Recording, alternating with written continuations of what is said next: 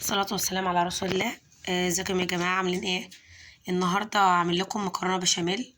جبت كيلو مكرونة وسلقته كويس وصفيته، وبعد كده جبت بيضة هنا وخفقتها بفلفل اسود وملح، رشة ملح صغيرة.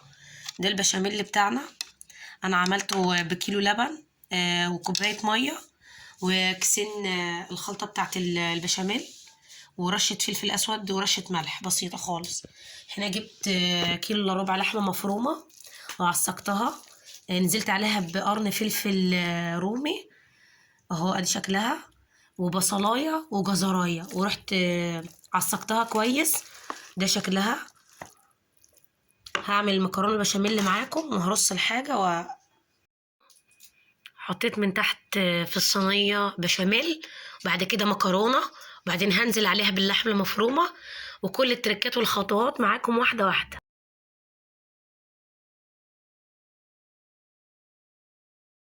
انا بعد ما رصيت من تحت في قعر الصينيه بشاميل، وبعدين حطيت رق مكرونه بشاميل، المكرونه المسلوقه كده، وبعد كده نزلت باللحمه المفرومه اهي،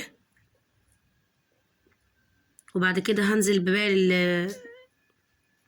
في المكرونه كده. تبقى الصينيه خلصت. بعد كده هضيف عليها البشاميل، وهنزل عليها كمان وش الصينيه هيدهن ببيض، البيضه اللي هي المخفوقه دي، وبعد كده هنزل عليها بكيس الموتزاريلا اللي هو ربع كيلو موتزاريلا او براحتك على حسب ما تحبي. نزلت بالبيضة المخفوقة على وش الصينية. خلي بالكم يا جماعة، انا البشاميل ده عاملاه ببيضتين، يعني وهو البشاميل اللي بيستوي انا نزلت ببيضتين. دي البيضة المخفوقة.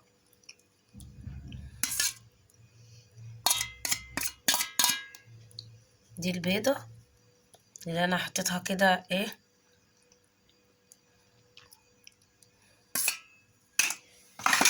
بعد كده هدخلها الفرن هتاخد وش، وبعد كده انا هنزل عليها بكيس الموتزاريلا الربع كيلو ده.